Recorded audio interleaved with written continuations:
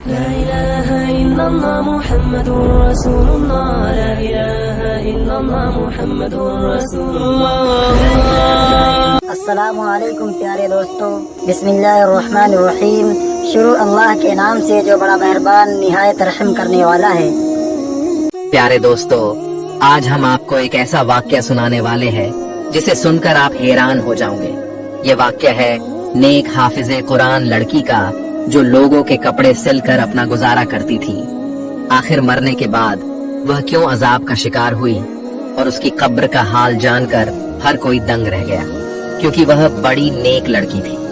لوگوں کی گزارش پر جب اس کی ماں نے اس لڑکی کی حقیقت بتائی تو یہ جان کر سب کے رونگٹے کھڑے ہو گئے۔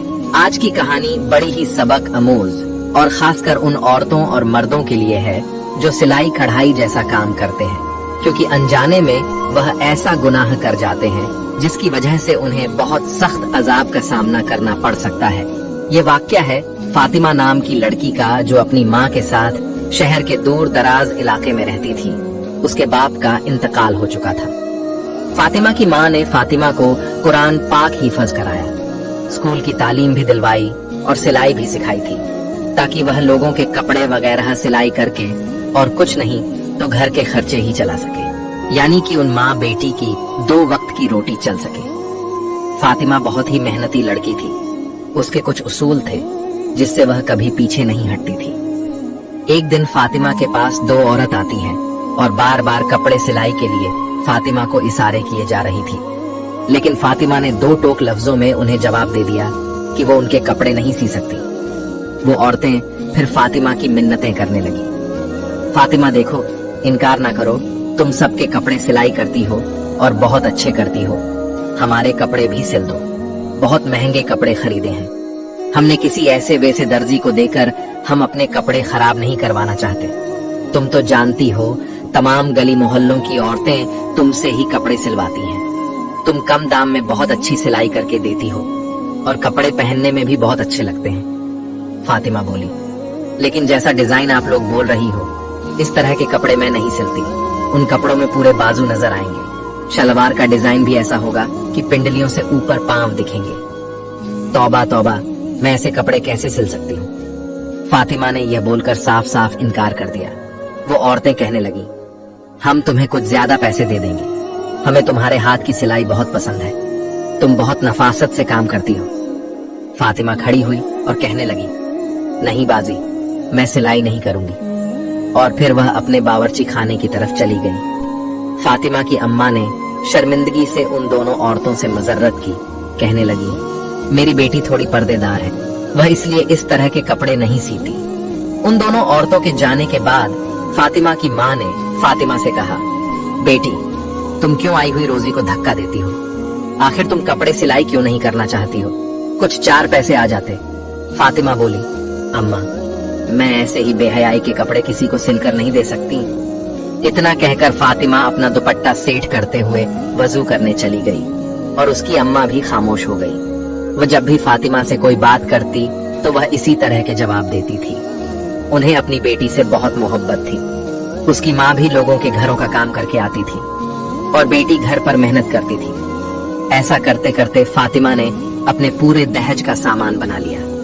پھر فاطمہ کی ماں نے اچھا لڑکا دیکھ کر فاطمہ کی شادی کر دی۔ لڑکا غریب ضرور تھا لیکن فاطمہ کی بہت عزت کیا کرتا تھا۔ فاطمہ کی ماں نے شادی طے کرتے وقت یہ کہا تھا کہ میرا تو کوئی سہارا نہیں میری بیٹی کے علاوہ، اس لیے میں اپنی بیٹی اور داماد کو اپنے گھر پر ہی رکھوں گی۔ وہ لوگ بھی مان گئے۔ اس طرح فاطمہ شادی کے بعد اپنی ہی ماں کے گھر دوبارہ سے رہنے لگی۔ اس کا شوہر جتنے بھی پیسے کماتا لیکن گھر کا گزارا پھر بھی مشکل تھا۔ فاطمہ کو کپڑے سلائی کرنے ہی پڑتے تھے۔ وقت ایسے ہی گزرتا گیا۔ فاطمہ پریگننٹ ہو گئی۔ اب فاطمہ سے کپڑے سلائی کرنا مشکل ہو رہے تھے۔ ادھر فاطمہ کو یہ خوشخبری ملی اور ادھر سے شوہر نے گھر آ کر بتایا اسے نوکری سے نکال دیا گیا ہے۔ فاطمہ یہ بات سن کر رونے تڑپنے لگی کہ اب میرا کیا ہوگا؟ میں اس حال میں بھی کپڑے سلائی کروں گی، کیا مجھے سکون نہیں مل سکتا؟ حالانکہ فاطمہ کا شوہر فاطمہ کا بہت خیال رکھتا تھا۔ جب وہ کپڑے سلائی کرنے بیٹھتی تو فاطمہ کو وہیں بیٹھے چائے بھی بنا دیتا، کبھی کھانا بنا دیتا اور باہر نوکری بھی کرتا تھا۔ अब अक्सर फातिमा की अपने शौहर से काम के सिलसिले में बहस हो जाती। शौहर से वह बदतमीजी करने लगती, बदजुबानी करने लगती। जब शौहर खाना खाने बैठता तो आगे से यह कह देती, काम के न काज के दुश्मन, अनाज के वह बेचारा 2 निवाले खाता, और उठकर बाहर चला जाता। हालांकि वह भी रोज काम ढूंढने जाता था, और यह तो अल्लाह की मर्जी थी कि उसको काम मिल ही नहीं रहा था। ऐसा करते करते आखिर वो दिन आ गया कि फातिमा के घर बेटी पैदा हुई। फातिमा का शौहर और फातिमा की माँ बच्ची को देखकर बहुत खुश हुए। फातिमा का शौहर तो बच्ची की खुशी में घर घर में मिठाइयाँ बांट रहा था। इधर फातिमा के शौहर को बच्ची की खुशखबरी मिली, और उधर फातिमा के शौहर का काम भी लग गया। जहाँ फातिमा के शौहर को काम मिला, वह ठेकेदार बड़ा ही सख्त मिजाज था। मजदूरों के साथ बदतमीजी से पेश आता। लोग बस मजबूरी के तहत उसके पास काम करते थे, और अक्सर वो मजदूरों को गंदी गालियां भी दे दिया करता था। इधर फातिमा के घर का गुजारा मुश्किल से हो रहा था। जब बेटी थोड़ी सी बड़ी हुई तो फातिमा ने फिर से अपनी सिलाई स्टार्ट कर दी, ताकि उसकी बेटी का खर्च भी पूरा हो सके। जो भी औरतें कपड़े सिलवा कर ले जाती, उनके कपड़ों में से जो कपड़ा बच जाता वो औरतें उसी को दे देती। उसी कपड़े से वो अपनी बेटी के छोटे छोटे फ्रॉक्स सिल देती और उसको पहना देती। इसी तरह वह गुजर बसर कर लेती, क्योंकि फातिमा के शौहर की इतनी कमाई तो है नहीं थी कि जिससे वह ज्यादा खर्च कर सके।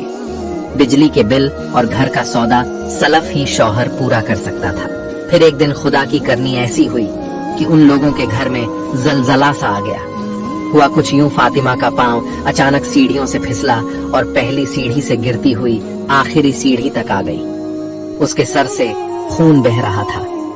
फातिमा की माँ रोने चिल्लाने लगी। पूरा मोहल्ला उनके घर में इकट्ठा हो गया। जल्दी से फातिमा के शौहर को खबर कर दी गई। जुमे का दिन था और फातिमा का शौहर इसलिए आज काम पर था कि एक्स्ट्रा जो पैसे मिलेंगे मैं अपनी बच्ची के लिए खिलौने खरीदूंगा। उस दिन और कोई मजदूर वहाँ काम नहीं कर रहा था। जब फातिमा के शौहर को बीवी की ऐसी खबर मिली तो जल्दी से उसने ताले लगाए और भागकर घर वापस आ गया। चाबी उसने अपनी जेब में रख ली और जल्दी से घर आ गया। डॉक्टर के पास ले जाते फातिमा रास्ते में ही दम तोड़ गई। फातिमा के शौहर को फातिमा की कई बातें बहुत याद आ रही थी। वह तड़प तड़प कर रो रहा था और फातिमा की माँ भी बिलक बिलक कर रो रही थी। फातिमा का शौहर इसलिए भी ज्यादा रो रहा था कि उसकी मासूम सी बच्ची है। अभी तो वह इतनी छोटी थी कि माँ का दूध पीती थी। ये सब सोचकर वो और भी ऊंची आवाज में रोने लग जाता। फातिमा की अचानक मौत पर हर कोई अफसोस करने लगा। कौन जानता था एक जवान लड़की भरी जवानी में यूं खामोशी से चली जाएगी। हर कोई फातिमा की नेकी के गुण गाया करता था। सभी जानते थे वो कितनी नेक थी, परहेजगार थी, हर किसी का ख्याल रखने वाली थी। हर कोई उसकी तारीफ में लगा हुआ था। फातिमा की माँ और शौहर का रो रो कर बुरा हाल हो गया। वो दोनों गम से निढाल थे। फिर तदफीन का वक्त करीब आया और फातिमा का जनाजा उठ गया। फातिमा को कब्रिस्तान ले जाकर दफना दिया गया। उसे दफनाते वक्त उसका शौहर कब्र के अंदर उतरा था और उसी दौरान उसके जेब में से वह चाबियां निकलकर कब्र के अंदर गिर गई, जहां काम से वह ताले लगाकर आया था। उसके शौहर को इस बात का पता ही न चला। वो घर लौट आया। शाम होते ही सब लोग अपने अपने घरों को चले गए। सबके जाने के बाद घर बिल्कुल वैरान सा हो गया। फातिमा की सिलाई मशीन सामने ही रखी हुई थी, जिसे देखकर उसकी माँ बार बार रोने लग जाती, क्योंकि उसको पहले बेवा होने का दुख था और अब बेटी के चले जाने और छोटी नवासी का तन्हा रह जाने का दुख बार बार सता रहा था। फातिमा के शौहर ने फातिमा की माँ को संभाला और गोद में अपनी बच्ची को भी बिठाए हुए था। लेकिन एक माँ को कहाँ करार आना था। जिस बेटी ने माँ की बाजू बनकर दिखाया था वो इतनी जल्दी अचानक चली गई। फातिमा की माँ को तो यकीन ही नहीं आ रहा था। बस फातिमा की माँ यही बोले जा रही थी, अभी अभी तो मेरी बेटी कपड़े सिलाई कर रही थी, ये सब क्या हो गया। उसकी माँ को किसी भी तरह से यकीन ही नहीं आ रहा था कि उसकी बेटी अब इस दुनिया से जा चुकी है। फातिमा की नन्ही बेटी भी रो रही थी और फातिमा का शौहर नहीं चाहता था कि वह अगले 3 दिन काम पर जाए। वो अपनी बेटी का खूब ख्याल रखना चाहता था और बीवी के गम में बहुत डाल था। इसलिए वह मालिक को बताना चाहता था कि मैं अगले 3 दिन काम पर नहीं आऊंगा। जैसे ही फातिमा के शौहर ने जेब को हाथ लगाया तो उसकी जेब में चाबियां नहीं थी। वो सोच में पड़ गया कि आखिर चाबियां कहाँ चली गई। बहुत सोचने के बाद उसके दिमाग में आया कि चाबियां तो उसने जेब में ही रखी थी। फातिमा की माँ भी अपने दामाद का परेशानी वाला चेहरा देख रही थी। कहने लगी, फुरकान बेटा क्या बात है? तब फुरकान ने अपनी सास को बताया, माँ जी मेरी जेब में चाबियां थी, वह पता नहीं कहाँ गिर गई, पता नहीं मस्जिद में गिर गई या कब्रिस्तान में गिर गई। उसी वक्त फुरकान के जहन में यह बात आई कि जब वह कब्र के अंदर उतरा था उस वक्त कहीं चाबियां कब्र में तो नहीं गिर गई। उसी सोच के आते ही वो बहुत ज्यादा परेशान हो गया, क्योंकि वह ठेकेदार बहुत ही जरीला आदमी था। उसने तो फुरकान को छोड़ना नहीं था। जरा सी चाबी के गुम होते ही उसने तो उसकी जान ले लेनी थी, क्योंकि उसको इंसान से ज्यादा उसके काम की फिक्र रहती थी। अभी फुरकान यही सोच रहा था कि ठेकेदार का फोन आ गया और उसने कहा, सुबह बंदे काम पर लगाने हैं, तो मुझे अभी इसी वक्त रातों रात चाबियां देकर जाओ, ताकि मैं बाकी के काम पर सुबह सवेरे मजदूरों को लगा सकूं। इतनी बात सुनकर फुरकान का हल्क खुश्क हो गया। वह यह भी न कह सका कि चाबियां कहीं घूम गई हैं। उसने बस इतना ही कहा कि मैं आपको चाबियां सवेरे पहुंचा दूंगा। अब उसे रातों रात में ही चाबियां तलाश करनी थी। बहुत सोच विचार करने के बाद उसने कब्रिस्तान का रुख किया। रात के 12 बज रहे थे और फातिमा की बेटी अभी नानी के पास सो रही थी। फातिमा का शौहर रात के 12 बजे ही कब्रिस्तान की तरफ कदम बढ़ाने लगा। उसका दिल घबराहट का शिकार था। वह बहुत ज्यादा परेशान होने के साथ साथ खौफ भी था। इससे पहले वो कभी इतनी रात को कब्रिस्तान नहीं आया था। यह कब्रिस्तान गांव से कुछ दूर था। उसे बिल्कुल भी समझ में नहीं आ रहा था कि वो क्या करे, लेकिन यह भी मजबूरी थी। वो कीमती चाबियां थी, उसने अपनी लापरवाही से गुम कर दी थी, और इन चाबियां को तलाश करते करते वो रात के 12 बजे कब्रिस्तान में पहुंच गया था। शाम को ही उसने अपनी बीवी को जिस कब्र में दफन किया था वह उसके करीब पहुंच गया। फिर उसने पैरों की तरफ से खुदाई शुरू कर दी। उसका मकसद अपनी चाबियां हासिल करना। अभी उसने थोड़ा हिस्सा ही खोदा तो गोरख वहां पहुंच गया और गुस्से से कहने लगा, ये तुम क्या कर रहे हो? क्या तुम कोई कफन चोर हो? फातिमा के शौहर ने घबरा कर टॉर्च अपने चेहरे की तरफ किया तो गोरख कहने लगा, तुम तो वही हो ना जिसकी बीवी का शाम में इंतकाल हुआ था। फातिमा का शौहर घबरा कर कहने लगा, हाँ, मैं शाम को अपनी बीवी को यहाँ दफनाने आया था, लेकिन बीवी को दफनाते हुए कीमती चाबियां मेरी जेब से कब्र में गिर गई हैं, और वह चाबियां मेरे लिए बहुत जरूरी हैं। आपकी बड़ी मेहरबानी होगी अगर आप मेरी मदद कर दे तो। ये सुनते कि वह आदमी जो गोरख था फातिमा के शौहर की मदद करने लगा। दोनों ने मिलकर बहुत जल्दी अच्छी खासी कब्र खोद ली। गोरख के साथ मिलने से फातिमा के शौहर का डर भी खत्म हो चुका था और चाबी मिलने की उम्मीद भी जाग उठी थी। कुछ ही देर बाद कब्र पूरी तरह खुल चुकी थी।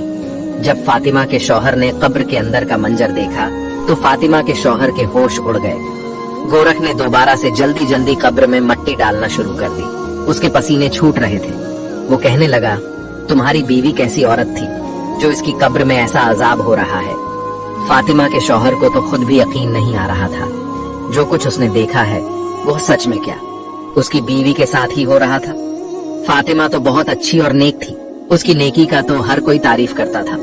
उसने तो कभी कोई ऐसा गुनाह नहीं किया था जिसकी वजह से उसका यह हाल हुआ।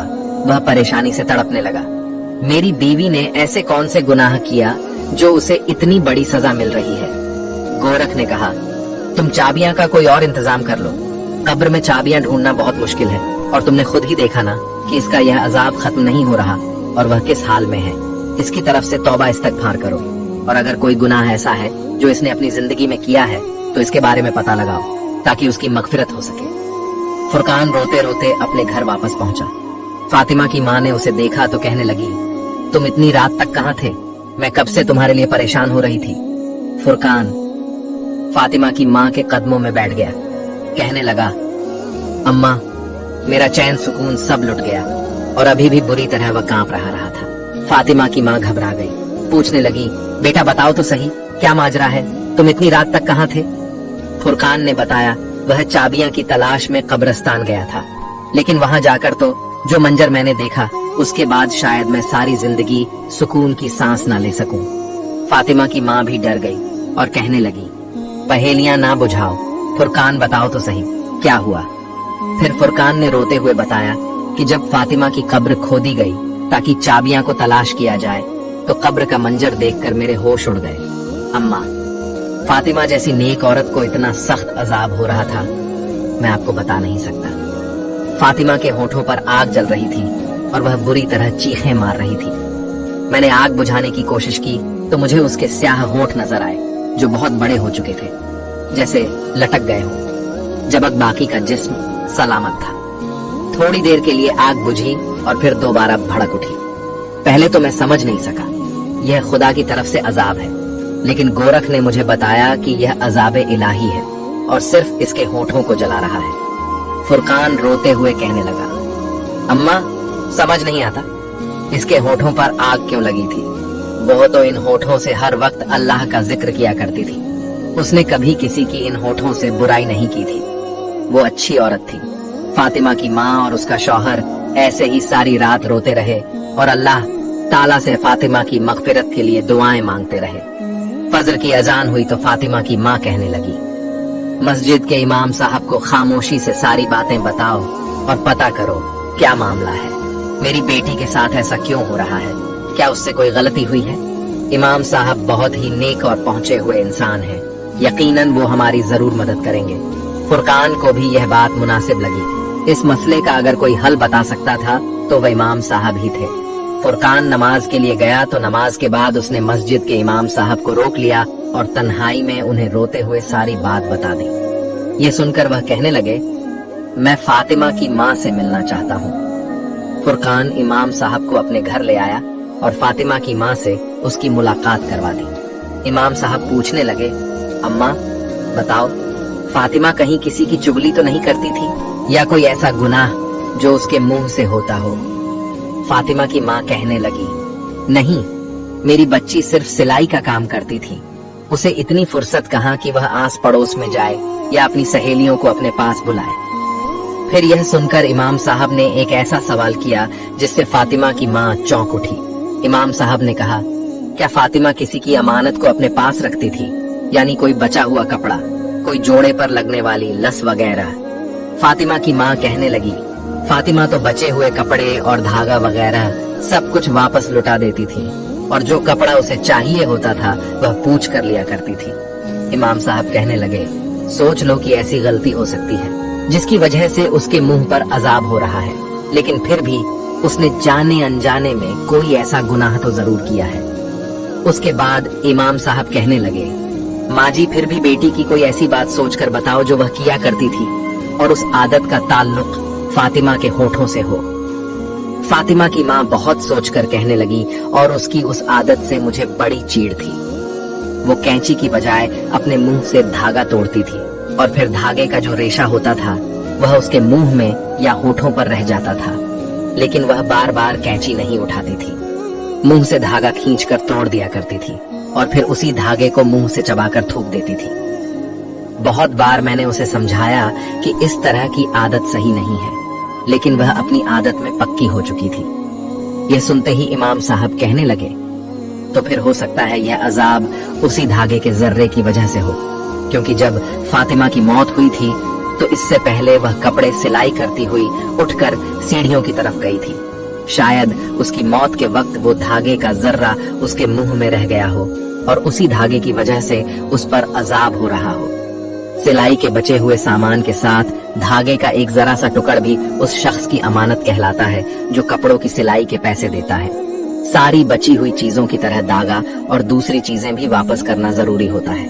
बेहतर है कि आप लोग इस तरह से मगफिरत की दुआ करें, और जो लोग भी फातिमा से कपड़े सिलवाते थे उन सब से बात करके फातिमा की आदत के बारे में बताएं और इसके लिए माफी मांग लें। यह सुनकर फातिमा की माँ बहुत ज्यादा परेशान हुई। यह तो बहुत मामूली सी बात थी, लेकिन उसकी वजह से फातिमा को इतना सख्त अजाब होगा ये उनके ज़हन में भी ना था। फिर फातिमा की माँ ने उन सब लोगों को अपने घर में जमा किया जिनके फातिमा कपड़े सिलाई किया करती थी, और सबको फातिमा की इस छोटी सी आदत का बताकर फातिमा की मगफिरत के लिए हाथ जोड़े। लेकिन यह कोई ऐसी बड़ी बात तो थी नहीं, इसलिए सबने फौरन माफ कर दिया। कुछ लोगों की नजर में यह तो गुनाह भी नहीं था, लेकिन जो बात इंसान के नजदीक मामूली सी होती है, अमाल में वो अक्सर भारी होती है। सब लोग फातिमा की अच्छी आदतों से वाकिफ थे, इसलिए फातिमा को माफ करके चले गए। उसी रात फातिमा की माँ ने अपने दामाद से कहा, फुरकान जल्दी से दोबारा चाबियां के लिए तुम उसकी कब्र को खोदो और अंदर का मंजर देखकर बताओ क्या इस पर अजाब हट गया है। फातिमा की माँ जानना चाहती थी कि उसके अजाब के पीछे असल वजह क्या थी। क्या वाकई एक जरा सा धागा उस पर अजाब की वजह बना था। उस रात फुरकान फिर गोरख के पास गया और उन दोनों ने मिलकर कब्र खोदी तो देखा कि फातिमा की मैयत बिल्कुल ठीक थी। उसके पास से खुशबू आ रही थी, किसी किस्म का कोई अजाब बाकी न था और फुरकान की चाबियां भी उसी कब्र में थी। फुरकान ने वो चाबियां वहां से उठाई और कब्र वापस से बंद कर दी और घर वापस आकर फातिमा की माँ को सारा माजरा सुनाया। उन्होंने अल्लाह का शुक्र अदा किया, उनकी बेटी पर से अजाब इलाही हट गया। दोस्तों, अगर आपको यह वाकया पसंद आया हो तो वीडियो को लाइक जरूर करिएगा।